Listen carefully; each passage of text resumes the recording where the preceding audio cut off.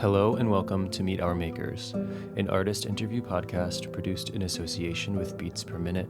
I'm your host, Jeremy J. Facette. On this episode, we get to meet Merrill Garbus of Tune-Yards. Tune-Yards is the musical duo that Merrill shares with her musical and life partner, Nate Brenner. It started as a solo project back with the album Bird Brains, but has since picked up Nate and many other musicians along the way. Now, they are releasing their brand new record called Better Dreaming on 4AD. In this chat, Merrill and I go deep on the themes, the sociopolitical, the emotional, the personal, the global that went into this record, and also the production and composition of this album, which found she and Nate going a little bit back to basics, playing a lot with the looping pedal that made Merrill's music in the beginning, and kind of dropping a lot of the extra musicians and electronics of the past couple Tune-Yards records. It's a really lovely conversation about art and life and what it means to be human and alive right now and existing in time and space.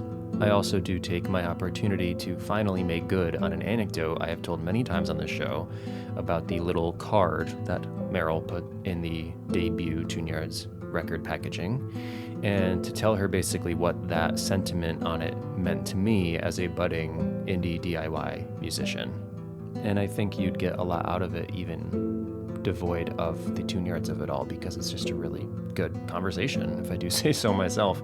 I do really quickly want to point you in the direction of the brand new website for the show, meetourmakerspod.com. It is live now and is being updated, and you can find out more information there. So thank you for listening. This is me meeting Tune-Yards.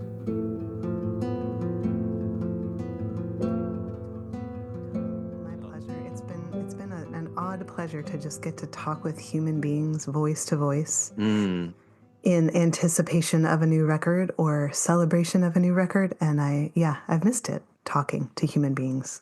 Yeah, I mean, it's been a minute since the last one. It doesn't feel like it, but I was looking up the timeline for my notes, and yeah, it's been just over 4 years since Sketchy came out. Whoa. I know, which is weird.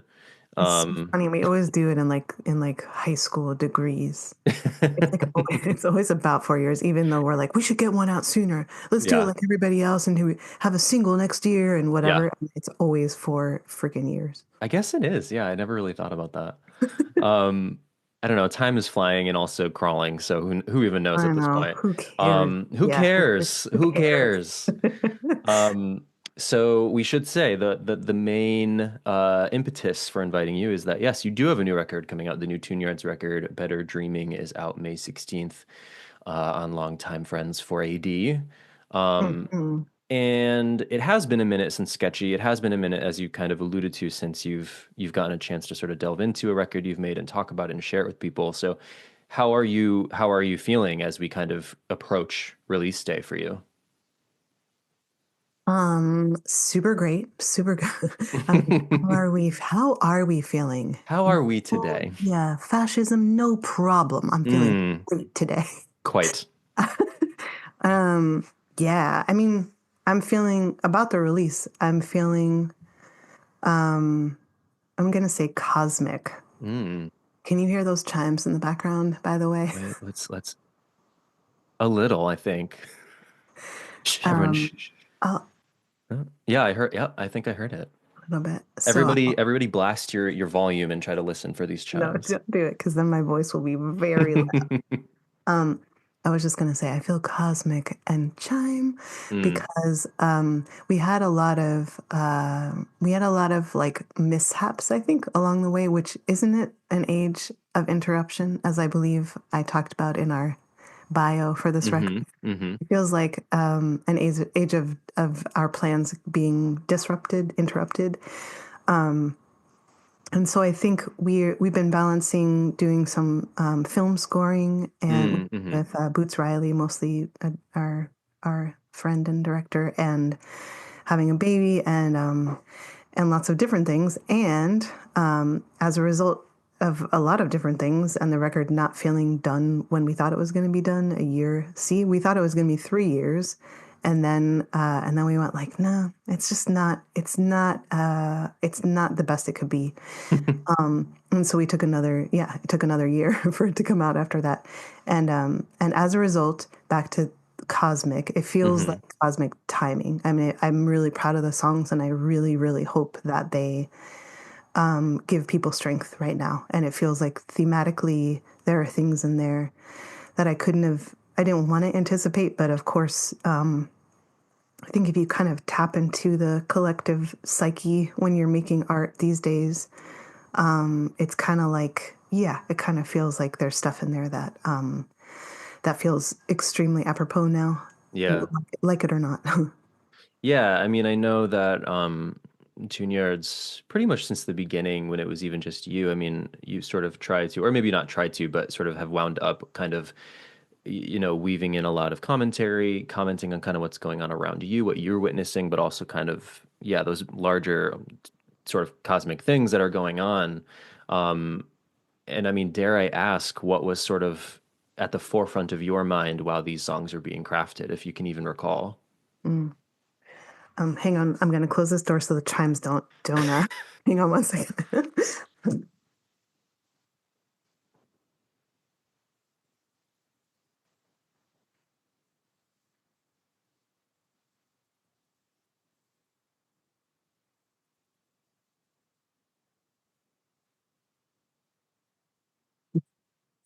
Forgive me. I just knew that was gonna be neighbors banging and distracting. And okay, here I Okay. am. We're in pin drop quiet now. Exactly. Pin Yes. drop. We are actually. I'm in our studio Oh, in our geez. Okay. yeah. I mean studio. It's got some soundproofing. Yeah. Um, so I mean everything like Gaza, Sudan, Hmm.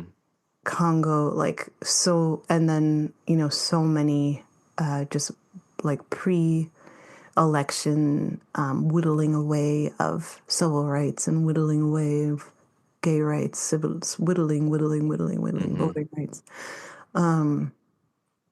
like bad news every day. And I think I was thinking a lot about this sense of hope that like it kind of felt like an upper middle class white person thing to do to like expect to be hopeful about the future. Yeah. That seems kind of harsh right now, but yeah, like why are we like why do we need so badly that sense of things are just going to get better? Yeah. And I found myself kind of questioning what I expected out of life, what I expected out of my country, what I expected out of existing on the planet, and Yeah. how so many things that I was finding that I like my expectations were actually they are actually privileges. And with that kind of reframing, I think that's where some of the songs were coming from. And I think out of that I found a bunch of energy and a bunch of like, oh, can I swear on your Oh, podcast? of course. I found a lot of like, fuck this then. Yeah. Yeah. And like plenty of people are living under severe oppression, like Hmm. far more severe than my current oppression, and therefore it's just a matter of reframing, which I think that first song on the record, "Heartbreak," has to do with that. Like how instead of feeling heartbroken, how can I really reframe the idea of a heartbreak, and maybe I ought not to expect not to be heartbroken, but in fact know that I will be heartbroken and try to find my this humanity in there, like a breaking open. Yeah. Yeah. And you mentioned that sort of quest for hope that so many people are engaging in right now. Um, and it's funny you say that because I did have a note about the last track of the record, Sanctuary, because to me it did sort of feel like kind of a hopeful vibe to Mm, end the record off on. hmm Especially the refrains in that song. mm.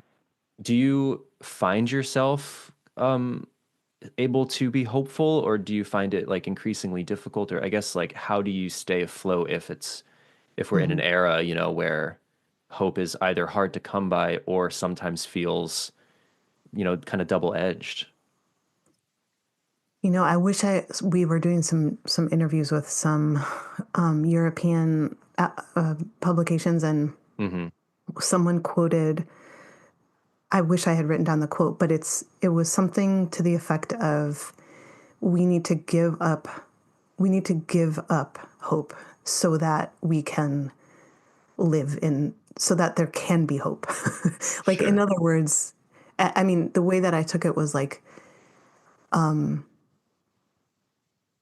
you know, uh, just to not, how did I take it? It's like, it feels like such a vast concept. It honestly is very confusing. Yeah. Again, I think as Yeah. like a middle class white person growing up in this country, I think it's just like unfathomable to not be like, but things are going to be okay, right? Yeah. And I really, I mean, I know even the way that you frame the question, like, how do we stay hopeful? But no, how do we stay hopeful? Yeah. And I wonder if the question is like, how do we practice on a daily basis showing up in the present reality? Mm-hmm. And like, can that be enough? Can that be, is that enough for me today? And Yeah. that's what I ask myself every day. Like, wow, I mean, I start my day every day with some kind of gratitude list because there is so much to be grateful for. And it can be, I mean, we're basically pummeled all day long with Yeah. reasons not, with the antithesis of that, right? Like, things to not be grateful for. So to me, it really feels like a practice. And to also know that throughout history, and we can look at so many examples of people whose cases were quote unquote hopeless, Mm-hmm. who continue to show the fuck up.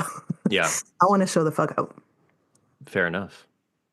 Yeah, because there is something sort of, the way you're describing the concept of hope and hoping and hopefulness, there is something, not that there's no value in hope, but just there's something kind of inactive about it. Hmm. Like Yeah, when totally. you were paraphrasing that quote earlier, I thought you were going to say, give up hope and instead of hoping, do.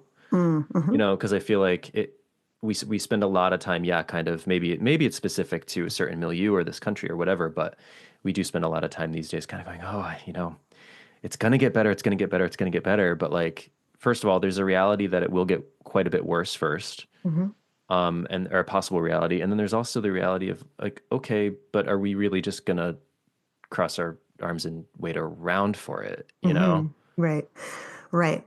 Although I will say that the doing part I have found also paralyzes people Yeah, because then they're like, but what do I do? yeah, yeah, yeah, And there's like a lot of hand wringing, yeah. and I'm including myself in that. And I also wonder, I think there is also an equally powerful call for rest and Hmm. regeneration. And I wonder how those fit together, like I think it was, I don't know when you're airing your podcast, but like this past weekend, there were very important, very moving protests across this country, right? Yes. And that feels like we need that. Like, Yeah. we all, I don't know about you, but I needed to see that. I think the world, from again, we were talking to these, French and German interviewers, and they were all like, "Why aren't you out in the streets?" It was so wonderful to have that perspective, Yeah. and of course, like the French, they're used to being, like they have a history of being out in the streets. Sure. And Germany has its own history that it's, framing this in, but it was really, really important for me to see that the world is truly watching, like they're really watching Yeah. what we do. And so of course I'm a proponent of action, and I'm in this, also this moment in my life where I'm raising a 3-year-old child. Yeah. I'm really like, we're hustling to make a living as musicians in this society right now, and I come up against my health, my literal health, like my mental health and my physical health. And I think when we put that pressure on ourselves to like, I gotta do, then we're also, we're not listening to like what our bodies need, probably like what the earth needs Hmm. is like a whole lot of people to slow down. Like remembering the pandemic and when it just felt like the air was clear and thing, Yeah. it was quiet, and the weird, wonderful quality of the pandemic around here in such a tragic time. But Mm-hmm. like, we all got a taste of what slowing down was. And I think we all are also reckoning with that. Yeah. So yeah, man, it's so funny. As we're talking, I'm like, I feel really energized, and I feel like it's because all these questions, like we're in it right now. Like we're in this Yeah. major questioning of like who we are and where we are. What time is it on the clock of the world, as Grace Lee Boggs put it? It's like in one way, it's thrilling in a terrifying way, Yeah. and I will just say I manage every day. I just manage. I manage and practice, do my grounding practices in order to manage being alive in 2025. Yeah. And it's interesting too because, I would imagine this record, it's not like it was finished 2 months ago. And yet it's still, there's so much that's still applicable. And you probably could have written 10 more songs about what's going on in the past month alone. Like there's just, it's endless. Mm-hmm. Um, Mm-hmm.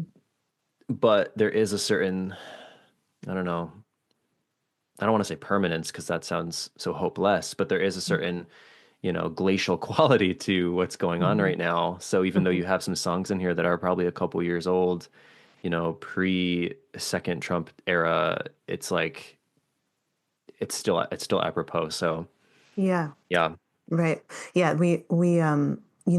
As I was conceiving of what a I don't know, a next phase for Tune-Yards music would be. I found myself at a good friend's house she's a writer, and sometimes we would do these writing dates where I would escape a baby for an hour or two.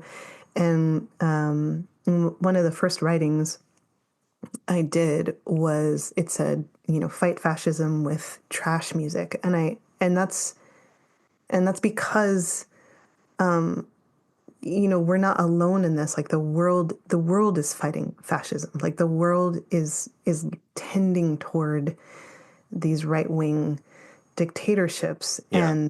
and that there is a real, the art that I was always interested in making was art where you could see the edges. Like you could see how it was made. You could see the stitches, and that was to kind of, the sense of like I am human. And Hmm. when we were in Brussels, there was this kind of graffiti all over that said "She exists, I exist," and there's this. I think the ways that I've explored imperfection in my voice and ugly sounds, and like, I'm gonna keep in these really nasty things that glossy pop music might take out. Hmm. That's all this kind of scream to be like, I'm here. Yeah. And so it's really helpful for me to think of these wider scopes of history. Like during the pandemic, I was reading Bertolt Brecht, who I studied when I studied theater in college, but his plays were so much having to do with war and with humans being stuck in in the machines of society. Mm. And I was reading about, it was literally just a timeline of every day of his life, like where he was. It was the coolest book. I wish I had it on me. I feel like I need it every day around me, because there's something that's very comforting about being like, right, I'm just another human making art, and I'm gonna live through this, and then there's gonna be a day, here's a day, and in this day he was just putting on plays, in Germany before he had to flee. Yeah. And he was trying so desperately to keep making art during this time, because the art was reflecting the desperation, and the people needed to see that reflection. Yeah. And there was something very, just very comforting about reading like, oh, right, you're just a human on the planet, and this is another day you get to wake up, and this is where you are today. Yeah. And yeah, there was something really inspiring about that. Yeah, and I mean, not to ask you to pat yourself on the back or musicians to pat ourselves on the back too much, but Hmm. you're reminding me of I'm an English teacher in my daily life, Hmm. and we do a whole unit in one of my classes on art and art history, and even though it's an English class, and one of the things I try to remind them every year, these high school students, is like, do you all know that during World War II, one of the biggest chores besides the human toll was the art toll, Hmm. and how the Nazis wanted to Hmm. demolish all the art. And like, there's a reason for that Totally. because Yeah. art is the thing that Hmm. documents and withstands and portrays soul and spirit and emotion from, groups that need to be heard for one reason or another. And Yeah. they wanted to snuff that out. And I feel like a lot of people don't remember that or something, Yeah. or I don't know, or take it for granted because music and theater and film is in the same echelon of visual art in that sense that it it Mm. it I don't know, immortalizes things. Right. Right. Right. It's the j'existe thing. Yes, Like I exactly. here I am. Here I am. Yeah, Uh, yeah. Um, so I know we've been philosophizing, but We have been, sorry. we have been. No, it's I've it's been totally around fine. Europeans too much. It's fine.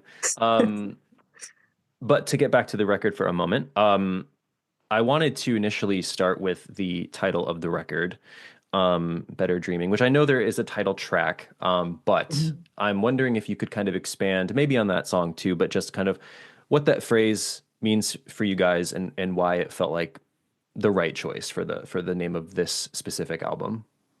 Yeah. Well, it did come out of that song "Better Dreaming," which was kind of exploring that idea of the American dream, I guess, Hmm. but maybe like but maybe a broader, like a dream well, first of all, if you work hard, then good things will come to you, which I hope we all know is not true. Hmm. I try to tell my students that too, by the Necessarily. way. Thank you. Yeah, Thank you. Which is another, speaking of, hopelessness, I feel like, there was an Anoni record called there sure Hopelessness, was. right? Right. And, and what a beautiful thing to explore. Like, again, how do we continue to show up for life in a state of hopelessness? Hmm.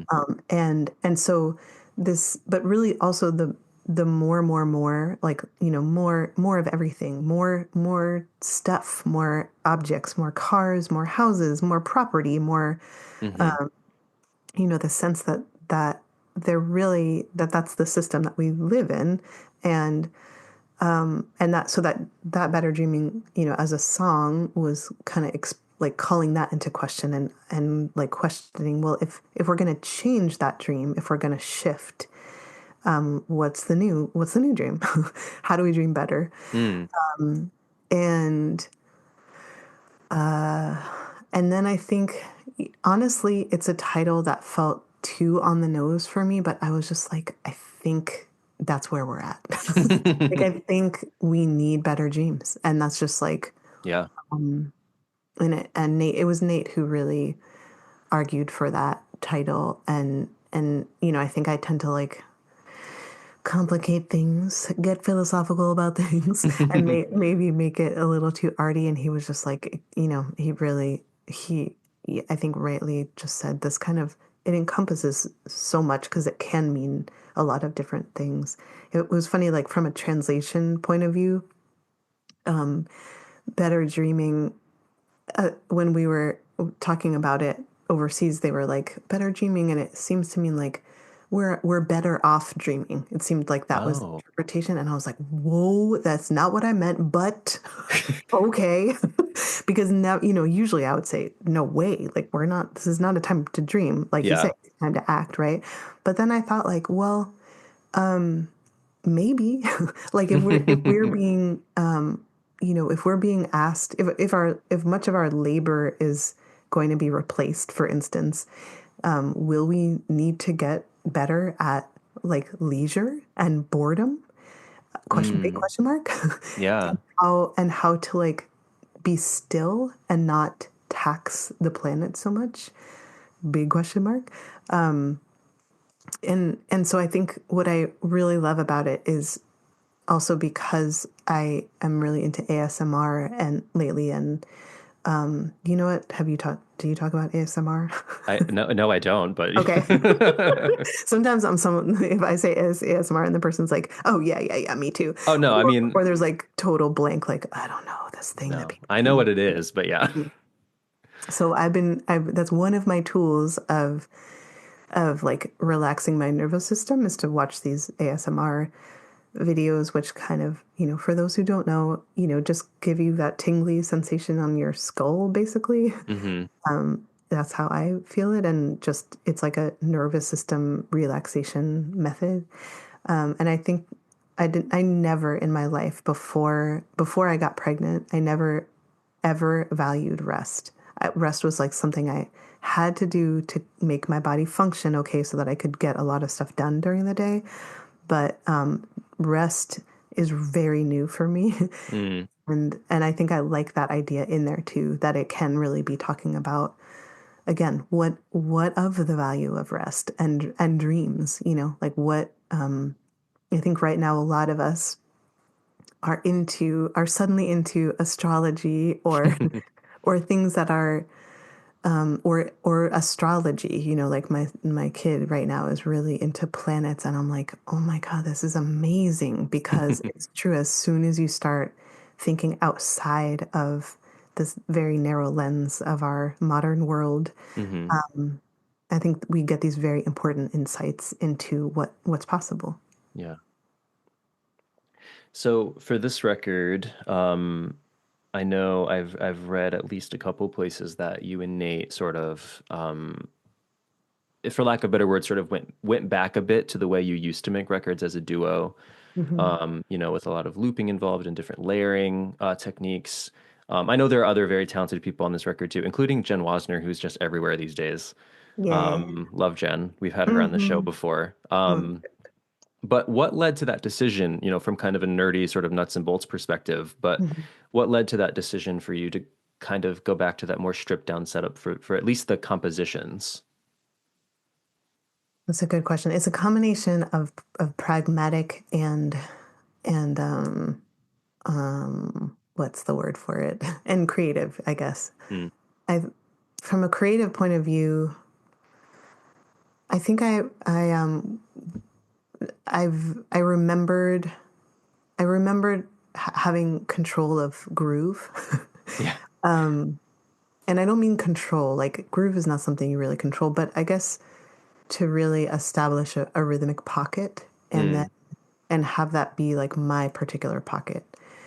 And, my particular pocket is based off of, let's see, English country dancing when I was a very small child and would go to English country dance camp with my mom, who Oh, played wow. piano and harpsichord for that kind of dance. Cool.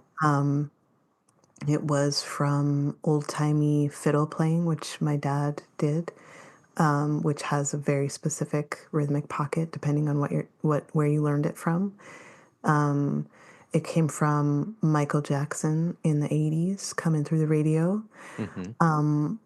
It came from, like college era 90s hip hop, ass shaking music. It came, et cetera, et cetera, et cetera. So in other words, I across my life have my own rhythmic fingerprint, let's say, butt print. I think that's gonna be the title of this episode. Butt print. Rhythmic butt print. I love it. I mean, that should have been the title of the record. Let's be real. We would have gotten far more Spotify saves that way.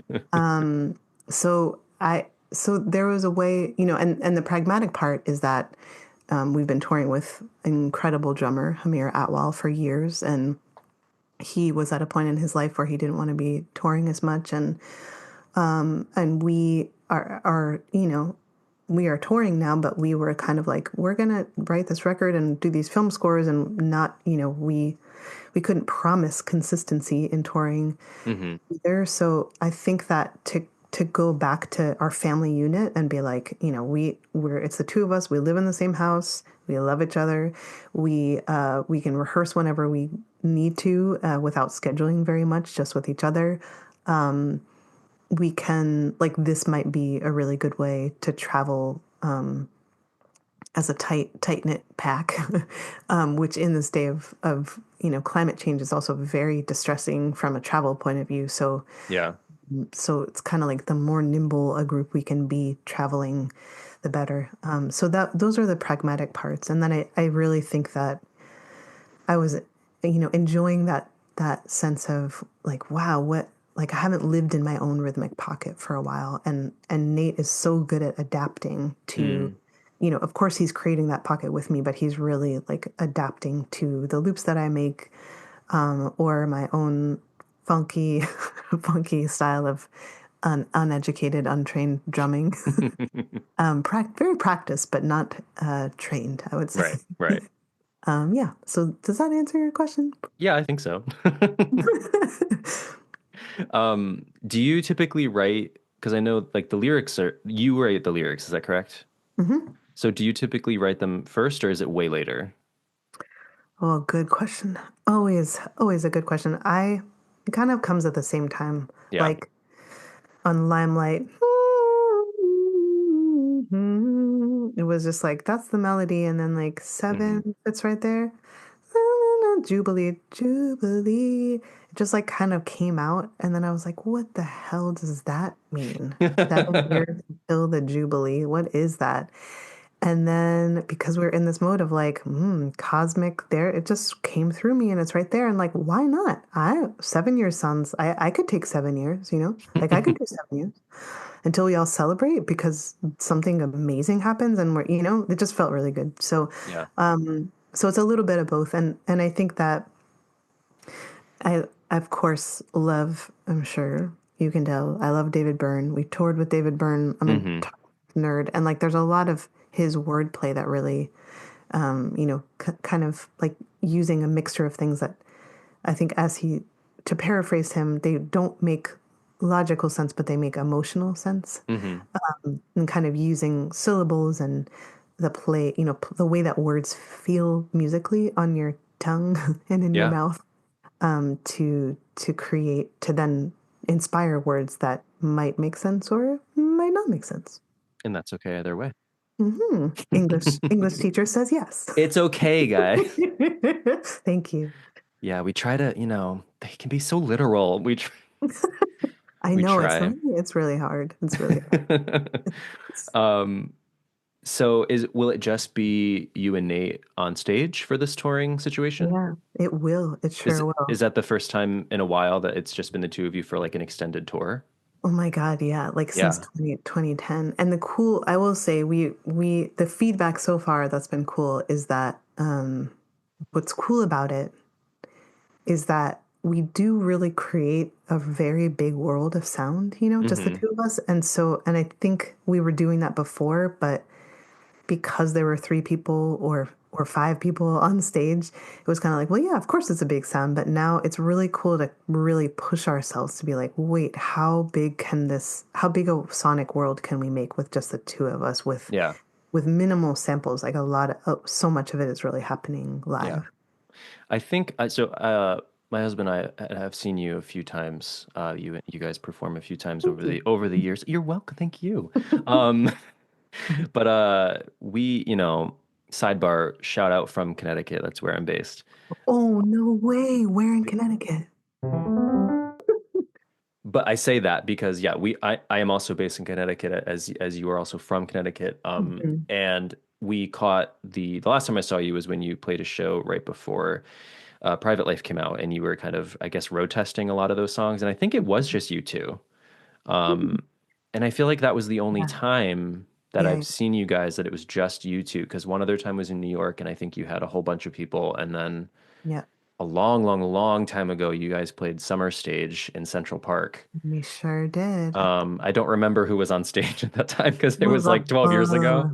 it was a bunch of us. It was like when I think that was when I was like, I am not okay just by myself. I better Yeah. bring 8 friends with me.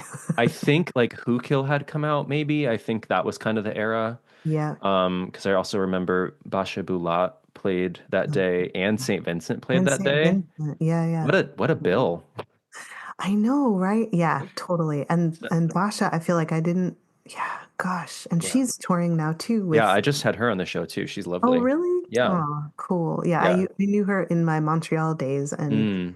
and touring with a band I had up there, and then and now she's touring, I think, with Maya Friedman too, Hmm. opening. Anyway, Yeah. yes. So many It's good all a people. big, yeah. Her record is really good too. Everyone should check that out as well.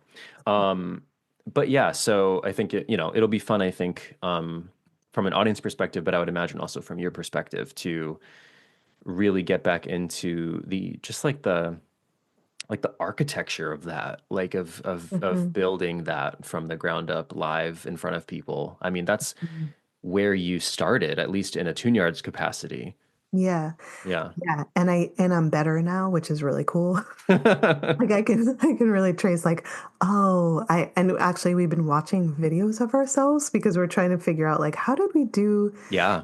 how do we do that song as a duo before? Yeah. And I'm like, oh wow, yeah, I feel like y'all I have put in over a decade on the looping pedal Yeah. and I'm better at it now. Good. Yeah. Hey. Yeah, hours and hours and hours. I hit my 10,000 hours, although that's a myth now, right? It's a myth. Mm. But yeah, I think I do feel like what I always loved about it, and maybe what others you tell me, but like there's a sense of like look at what I can do up here. Like look Hmm. at this. Like whoa, it's just there's nothing and then there's something.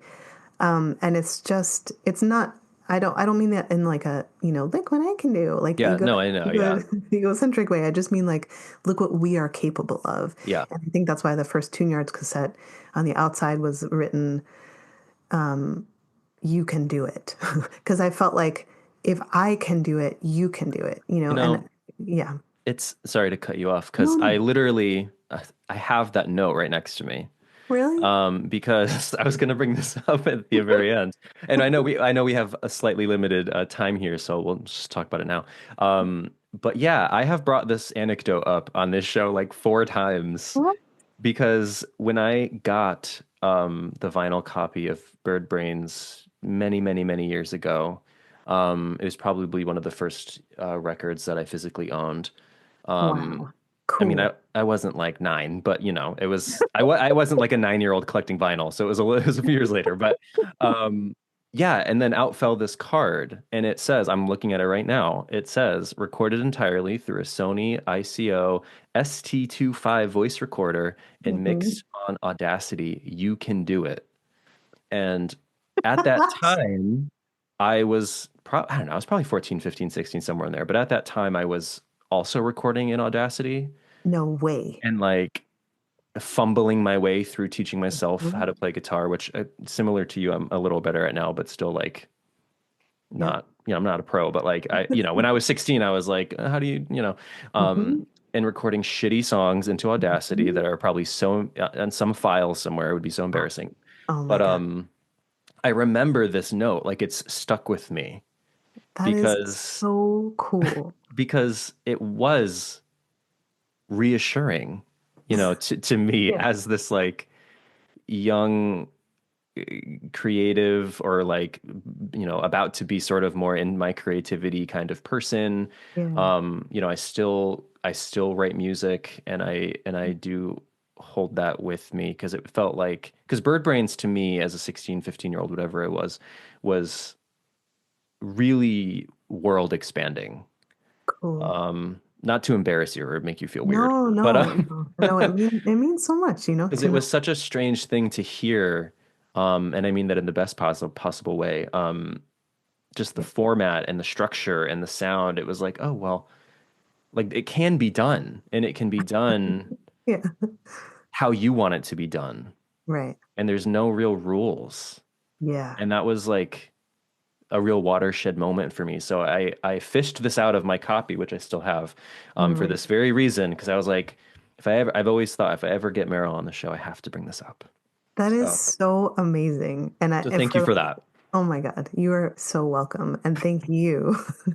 Thank you. Because I really, I think what's been interesting to go back to the duo and go and think about Bird Brain's era and like kind of pre Who Kill era, which is when, that was when things really took off for me. But like that, it was really important for me to have that kernel of like what,